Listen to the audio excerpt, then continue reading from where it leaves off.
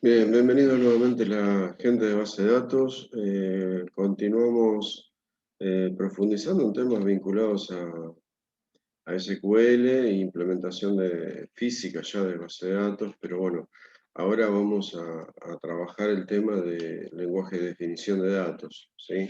Tan importante como para poder llevar adelante e implementar en algo concreto, en un producto ya entregable al cliente, en algo más concreto, todo el resultado de todo el trabajo que venimos haciendo a lo largo de toda la asignatura, es decir, pasamos por el diseño conceptual, pasamos por el modelo lógico relacional, pasamos por el análisis de dependencias funcionales, por la normalización, nos convencimos de que el modelo es válido y demás. Bueno, ahora lo que tenemos que hacer es poner en práctica, llevar adelante, implementar, digamos, físicamente ese modelo. No vamos a profundizar muchísimo sobre diseño físico, pero sí sobre las instrucciones básicas que vamos a tener que utilizar para poder implementar esto en un sistema gestor de base de datos de tipo relacional. ¿Sí? Estamos tratando de hacerlo lo más estándar posible a todo esto. ¿Sí? Bueno, vamos a ver entonces... vamos a ver entonces una serie de digamos, de instrucciones y demás que tienen que ver con todo lo que tiene que ver con DDL. En DDL, ¿sí? DDL que significa,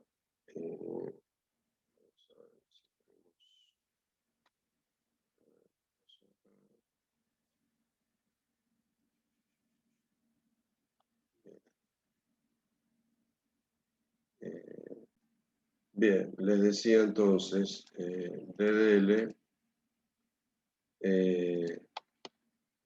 vamos a ver si podemos escribir, ahí está. DDL, que significa lenguaje de definición de datos. En DDL tenemos,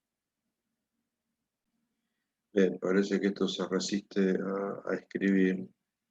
Vamos a ver. Les decía, DDL, lenguaje de definición de datos. Y acá lo que tenemos siempre en DDL tenemos tres instrucciones, ¿no? Es decir, vamos a arrancar por lo general diciendo create, ¿sí? O bien vamos a decir alter, o bien vamos a decir drop. Alguna de estas tres palabras vamos a decir en la secuencia de la sintaxis de los comandos. Luego de eso seguramente vamos a indicar el tipo de objeto, ¿sí? Y luego el nombre del objeto, ¿sí? Y después vendrá la sintaxis del comando. Por ejemplo, vamos a decir create table, nombre de la tabla. O vamos a decir alter table, nombre de la tabla.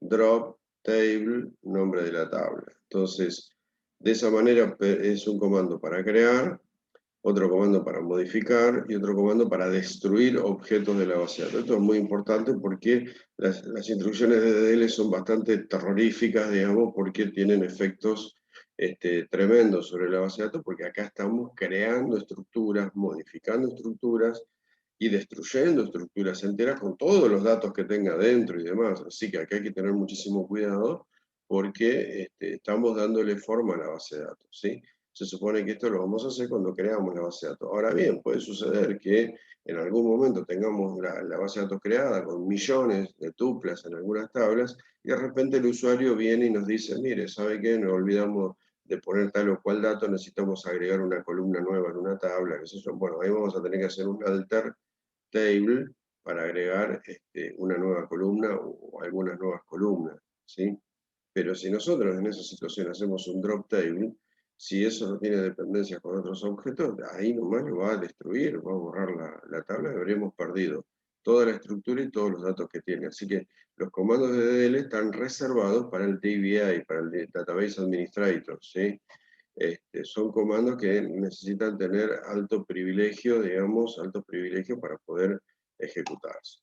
Bien, dicho esto entonces, vamos a continuar con esta presentación o comenzar con esta presentación. Muchas bases de datos crean lo que se denomina el esquema, ¿sí? Crean un esquema. Esto es muy de la época de Oracle, fue uno de los primeros que comenzó con esta idea. Entonces la idea es crear un esquema que es un objeto global de la base de datos, y ahí adentro vamos a incluir todos los objetos de la base de datos. Entonces se crea un esquema, y dentro de ese esquema los usuarios se van a conectar con ese esquema, y dentro de ese esquema vamos a ir poniendo los diferentes objetos de la base de datos. Esto no es así en todos los sistemas gestores de base de datos, pero en muchos permiten la creación de esquemas y el trabajo con esquemas de base de datos, ¿sí? También podemos crear la base de datos y luego dentro de la base de datos tener uno o más esquemas. Eso dependerá digamos, de cada sistema gestor de base de datos, que es lo que nos permita hacer. Poder otorgar permisos a esos esquemas para usuarios o grupos de usuarios que puedan acceder a esos esquemas, determinados esquemas sí y otros no. Hay toda una gestión de permisos sobre los objetos que uno crea en la base de datos, ¿sí? Así que bueno, podemos hacer un create esquema para crear el esquema. Y una vez que tenemos el esquema, nosotros podríamos crear tablas dentro de ese esquema. Bueno, lo primero que tenemos que ver o lo más importante para nosotros, es la creación de las tablas. Ahora bien, la sintaxis general es createTable, nombre de la tabla, y después vamos a definir cada una de las columnas o atributos de la tabla, ¿sí? Muchas veces antes de crear la tabla tenemos que crear el dominio, ¿sí? ¿Por qué? Porque generalmente hacemos un create domain para crear el dominio, y luego vamos a reusar esos objetos domain dentro de la creación de la tabla. Por ejemplo, yo puedo hacer un create domain nombres como char de 15, entonces todo lo que sea nombres van a ser atributos de 15 caracteres. Entonces yo creo primero los objetos de tipo domain, y luego puedo asociar columnas de diferentes tablas como de tipo nombres, en este caso, ¿no? Nombres. Entonces, de esa manera vamos a poder, reusar ese dominio en un montón de columnas de un montón de tablas, ¿sí? Entonces, definimos las características de ese dominio una sola vez y después lo reutilizamos en un montón de tablas. Entonces, de esa manera tipeamos menos, se hace más ágil, y además también tenemos la posibilidad de modificar ese dominio y que todo se modifique. En el caso de Fiverr, antes de crear el dominio incluso deberíamos crear las funciones, ¿sí? Porque en el caso de Fiverr tenemos que declarar las funciones, porque son funciones externas que tiene la base de datos, ¿sí? Fiverr 3 ya incorporó un montón de funciones internas que están siempre disponibles, pero en versiones anteriores tenemos que declarar prácticamente toda función que queramos usar. Entonces, primero vamos a tener que hacer la declaración de funciones externas, luego los dominios. ¿Por qué? Porque los dominios pueden hacer uso de las funciones. Entonces hay una dependencia de los objetos. Yo no puedo crear un objeto que necesite, no puedo crear el objeto A que requiera del objeto B, si primero no he creado el objeto B, ¿sí? Entonces voy a tener que crear la función, luego el dominio y luego la tabla, ¿sí? Sería así el orden en el caso de Fiverr, ¿sí? Pero bueno, una forma es creación de dominio. La creación de dominio no solamente es lo que... La creación de dominio no es solamente lo que se indica acá en esta presentación. Yo también puedo, lo vamos a ver seguramente en algún otro video, podemos crear dominios de una manera un poco más estricta, es decir, no solamente por el tipo de datos, sino también podemos agregarle validaciones, podemos armar funciones, y podemos crear dominios un poquito más inteligentes, un poquito más precisos, digamos, para asociar esos dominios a diferentes columnas, ¿sí? Bueno, una vez que hemos creado los dominios, nosotros podemos crear las tablas, creando cada una de las columnas de la tabla. Realmente el createTable tiene una sintaxis bastante compleja, digamos. Acá estamos viendo lo básico, lo elemental. Es createTable, nombre de la tabla. Bueno, esto, por ejemplo, me pone un poco los pelos de punta. Nunca utilicen ñes, digamos, en ningún lado, en ningún lenguaje de programación ni nada. La ñ no existe, ¿sí? No se puede trabajar con esto. createTable empleado, vamos a abrir paréntesis y luego vamos a comenzar con la declaración de cada una de las columnas de la tabla. Entonces vamos a poner el nombre de la columna y luego viene el nombre del dominio o bien el tipo de dato, ¿sí? El nombre del dominio o el tipo de dato, ¿sí? Directamente, ¿sí?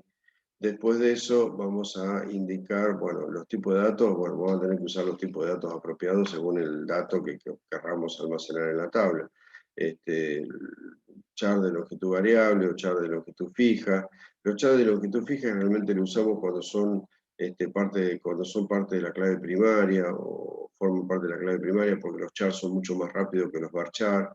No obstante, los char siempre te van a ocupar esa cantidad de caracteres. Por ejemplo, si yo creo un char de 100, siempre me va a ocupar 100 caracteres, mientras que un varchar de 100 va a ocupar la cantidad de caracteres que esté usando la tupla. Si la tupla utiliza, perdón, no la tupla, sino el atributo. Por ejemplo, si yo digo, no sé, nombre del producto y le doy un varchar de 100, si el nombre del producto es pinza, y solamente ocupa 5 caracteres, me van a ocupar 5 caracteres más un carácter de finalización al estilo C, digamos, que pone un carácter de terminación, digamos, detrás de cada cadena de caracteres, pero en realidad no me va a ocupar los 100. En cambio, si lo declaro como char de 100, por más que yo tipee pinza, va a ocupar 100 caracteres. ¿Sí? Esa es la gran diferencia. Hay diferentes tipos de datos para imágenes, para multimedia hoy en día, para fechas, para minutos, para números con coma decimal o sin coma. Bueno, hay un montón de tipos de datos que varían notablemente, diría yo, de una base de datos a la otra, ¿sí? Bueno, acá tenemos un ejemplo de dominio, acá tenemos un ejemplo de dominio como los que les comentaba, ¿no? Con un valor por defecto y además, sí, el valor por defecto es sin color, pero como pueden ver ustedes aquí, tenemos la posibilidad de definir que es algo de tipo varchar, pero no es un varchar que va a soportar cualquier combinación de cadena de caracteres, sino que en realidad las únicas combinaciones válidas son rojo, amarillo, azul, verde y sin color. Otra cosa no va a aceptar una columna de ese dominio, ¿sí? Bien, si nosotros no decimos absolutamente nada, el atributo se asume que es opcional, es decir, que va a admitir valores nulos. En el caso de que sea un atributo que no admite valores nulos, en el create table le tenemos que poner la cláusula not null, tenemos que agregar not null. Luego del null o del non-null viene el default. Si viene en este orden, no podemos poner primero el default y después el null o el non-null. En la mayoría de los compiladores de base de datos esto falla, ¿sí? Así que es muy importante el orden. Luego de null o non-null viene default y el valor por defecto que va a adquirir esa columna, ¿sí? Luego vamos a tener que definir, que yo recomiendo que se haga al final, es decir, primero se definen las columnas y luego al final de la definición de las columnas se define la clave primaria, ¿sí? Que en realidad son lo que se denominan constraints. Constraint en inglés significa restricción. Son las restricciones que tiene la tabla. Entonces podemos crear constraint de primary key, de unique, de check y de foreign key, ¿sí? Entonces, la sintaxis es constraint, nombre del constraint, y luego viene primary key, o bien unique, o check, o foreign key, con la sintaxis que están viendo acá, digamos, ¿no? Así que antes que esto, podemos darle un nombre de constraint. Yo suelo utilizar esa técnica, darle un nombre de constraint, ¿por qué?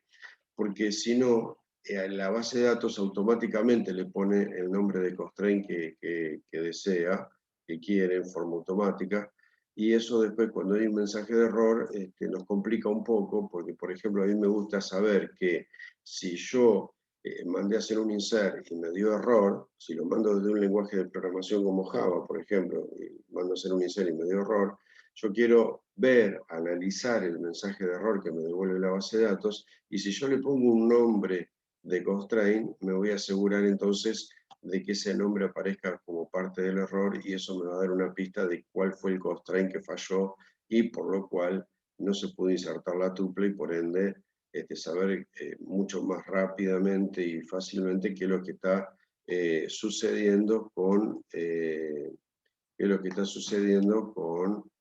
el error que estoy teniendo en este momento, ¿sí?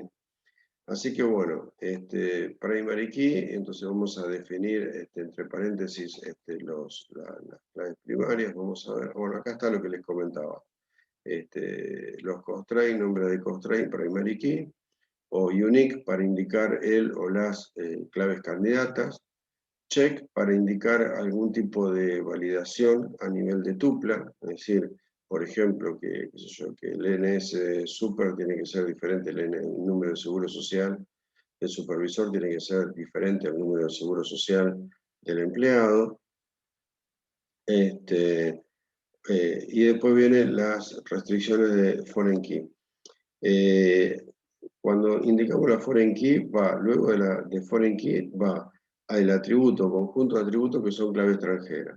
Reference, luego de eso va el nombre de la tabla a la cual vincula esa clave extranjera, ¿sí? Por ejemplo, en este caso, hay una relación contra sí mismo, ¿no? Esto se puede hacer con NSS super, vincula con la tabla empleado, ¿sí? Entonces, en este caso es un caso bastante particular, que es cuando un empleado es jefe de otro empleado. Entonces, tenemos una foreign key contra sí mismo. Esto se puede hacer.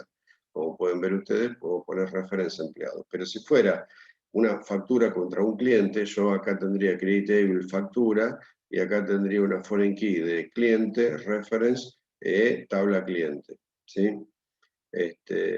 Puedo poner entre paréntesis la clave primaria o el atributo de clave primaria de la tabla cliente. No es obligatorio esto no es obligatorio en todos los casos. Y si yo no, digamos, si yo no digo más nada, si yo no indico más nada, es decir, si no indico, eh, si no indico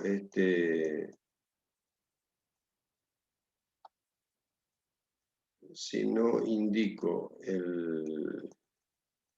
digamos, el on delete, el set null, el on update y demás, si no indico nada de eso, esta foreign key se asume que es no action, ¿sí? La foreign key tiene varios comportamientos, ¿sí? Podemos tener una foreign key como les decía, una foreign key puede tener 4 tipos de comportamientos, ¿sí? Bien, supongamos que tenemos una tabla factura y tenemos una foreign key, digamos, de este tipo, ¿no? Foreign key cliente, tenemos un número, la clave primaria de factura, y supongamos que cliente es un atributo de factura que es foreign key contra la tabla de clientes, ¿no? Si yo digo constraint FK factura cliente, foreign key clientes, este es el nombre del constraint, le podría haber puesto Pepe, ¿no? Pero corresponde que pongamos una nomenclatura para que luego sea fácil poder determinar que si el constraint es FK algo, ya sé que es una foreign key, si es PK, ya sé que es una clave primaria, así sucesivamente, ¿no? Y después le pongo el nombre de la tabla origen, en este caso factura, y el nombre de la tabla destino, en este caso cliente. Reference cliente. Bueno, perfecto. Si yo dejo esto así como está, el comportamiento que va a tener es el comportamiento de la foreign key, en este caso va a ser no action, ¿sí? ¿Qué significa el comportamiento no action? Que es el comportamiento más duro que tiene una clave extranjera, en el sentido de que significa que si yo pretendo borrar un cliente y ese cliente tiene facturas, no me va a dejar, me va a dar error. Es decir, no me va a permitir hacer absolutamente nada porque tengo, ese cliente no lo puedo borrar porque tengo facturas asociadas. Si yo pretendo modificar la clave primaria de un cliente, cambio el código de cliente 1000, lo cambio por el 1500, y resulta que tengo un montón de facturas que apuntan al código 1000, de cliente, bueno, no me va a dejar hacer ese cambio, ¿sí? Porque es no action, no permite hacer nada, ¿sí? Entonces, en ese caso, digamos, es el comportamiento más duro, por así decirlo, de la foreign key, menos flexible, ¿sí? Y después tenemos otra posibilidad es manejar el delete, ¿sí? On delete, ¿sí? Yo puedo decir send null, ¿sí? Con delete yo puedo decir send null. Vamos a ampliar esto, a ver, vamos a ponerlo acá abajo mejor, porque ya no tengo más lugar. Foreign key cliente, reference, cliente on delete puede ser set null, ¿sí? O bien yo puedo decir set default,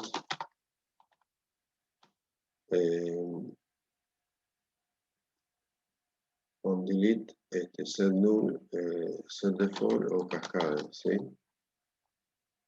Bueno, aparte del no action que habíamos dicho, bueno, si yo digo on delete set null, bueno, lo que significa es que si borro el cliente y tiene un montón de facturas asociadas, ese cliente lo que va a hacer es poner nulos en las tuplas de factura donde se encontraba antiguamente ese cliente, ¿sí?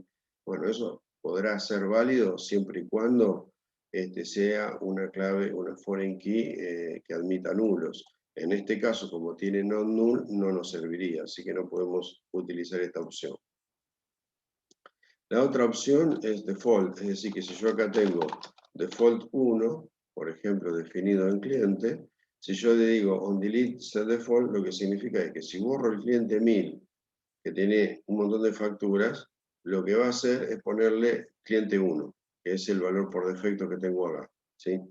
Lo cual es medio traído de los pelos porque eso implicaría que yo siempre tengo que tener dado de alta el código de cliente 1, es decir, la tupla, hay una tupla que siempre tiene que existir en cliente que sea el código de cliente 1, ¿sí? Entonces, bueno, lo haríamos, digamos, tendría que usar el set default en esos casos. Bueno, no es muy utilizado, digamos, pero bueno, se puede hacer en alguna situación particular que, bueno, ahora no se me ocurre, pero la verdad no lo usé nunca.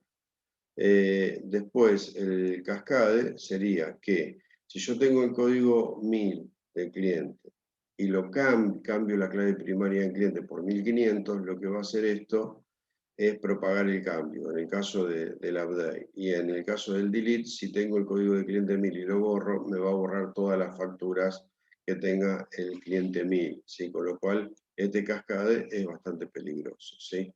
Bueno, después puedo hacer exactamente lo mismo, puedo indicar exactamente lo mismo en el onUpdate, ¿sí?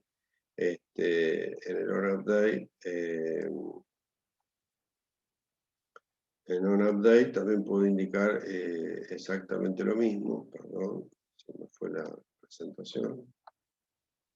En onUpdate también podemos hacer exactamente lo mismo, ¿sí?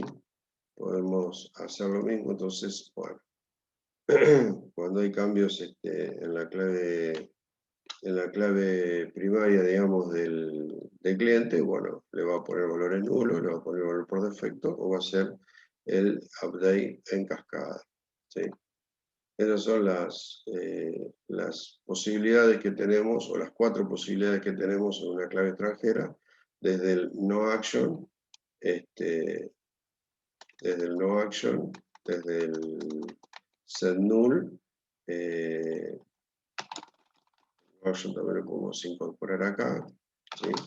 Si no decimos nada, asume un comportamiento no action, pero también podemos decirlo no action en delete y no action en update. Si no lo decimos por defecto, asume no action, ¿sí? Así que bueno, es una manera de indicar los diferentes comportamientos que puede tener una clave extranjera, así que son 4 en total, ¿sí? Bueno, esto hay que tenerlo bien claro porque si no vamos a implementar mal la base de datos, ¿sí? Bueno, continuamos entonces. Después tenemos, después de haber creado tablas, también hay algunas bases de datos que permiten crear índices para indicar otro tipo de claves. Por ejemplo, si yo generalmente una tabla la voy a ver ordenada por, qué sé yo, nombre de empleado, posiblemente me convenga crear un índice por nombre de empleado para facilitar o acelerar las consultas o los order by que tengan las cláusulas select. Entonces, en el plan de ejecución, si yo tengo un índice por nombre, y al tener un order by por nombre, bueno, lo va a utilizar, ¿sí?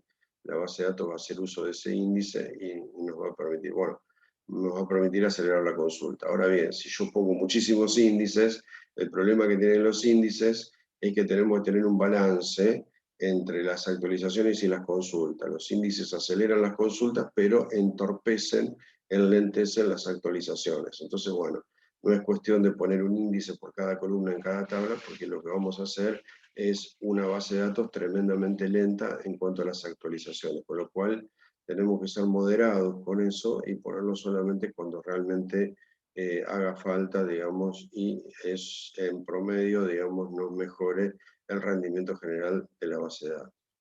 Bueno, después podemos crear vistas, ¿no? Podemos crear vistas que serían algo así como tablas derivadas, ¿no? Es decir, uno puede hacer una consulta SQL con select y a partir de las tablas reales del sistema derivar en una vista. Por ejemplo, yo podría tener, no sé, en el caso del Mundial de Fútbol es un muy buen ejemplo para hacer un montón de vistas derivadas, es muy interesante, porque yo a partir del partido, ¿no? A partir de la información que tengo en el partido, yo podría crearme una tabla con las tablas de posiciones de los equipos, que son una serie de vistas derivadas. Entonces yo puedo crear una vista a partir del partido que me diga quién gana, que si fue local, el empate visitante, el resultado, etcétera, etcétera.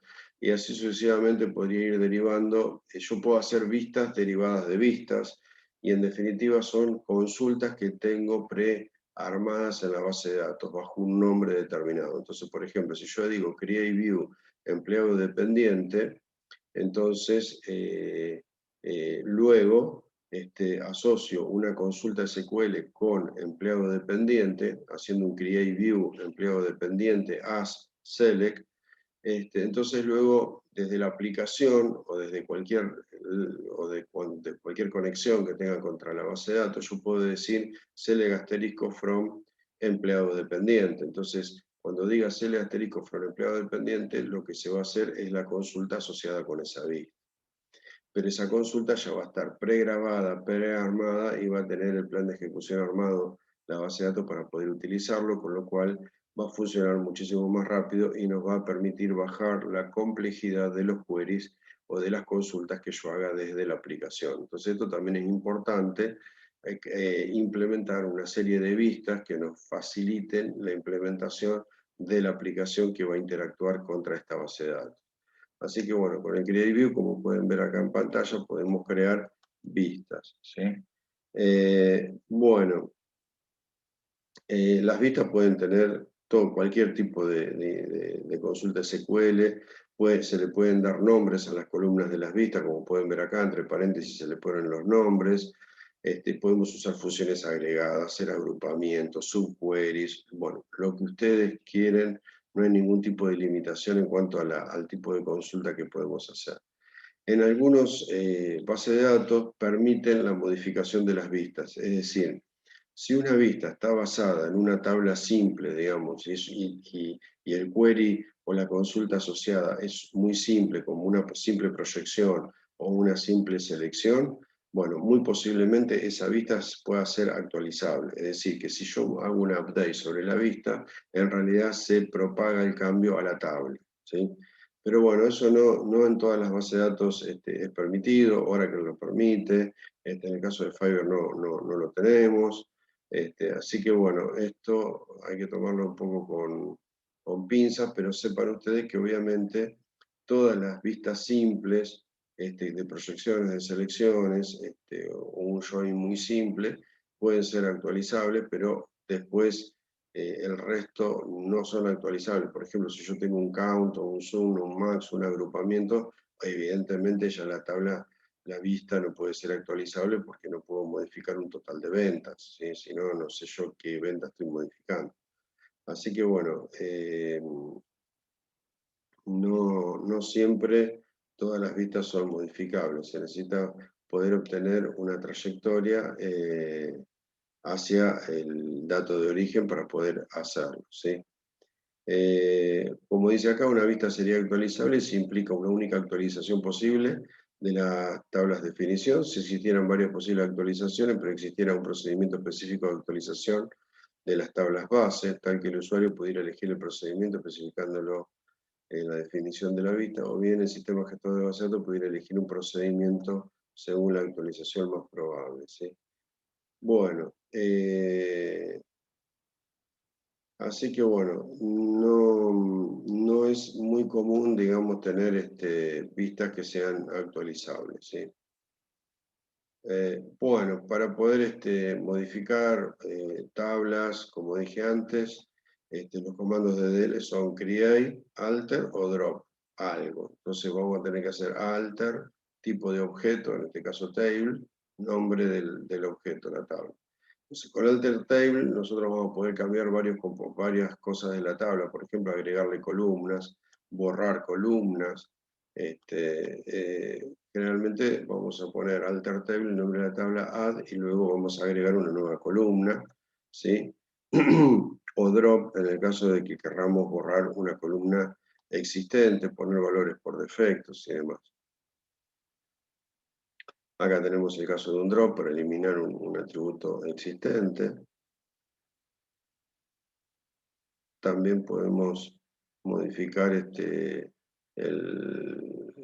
algunas definiciones de la columna, también nos deja sacar el valor por defecto que tiene, agregar un valor por defecto nuevo a una tabla, eliminar constraint de una tabla. Si podemos modificar varias. Bueno, acá ven nuevamente otra razón por la cual es bueno nombrar a los constraints, porque después si tenés que modificarlo, borrarlo, es mucho más sencillo. No tenemos que estar consultando el catálogo de la base de datos para ver qué nombre extraño tiene el constraint en cuestión que yo quiero borrar.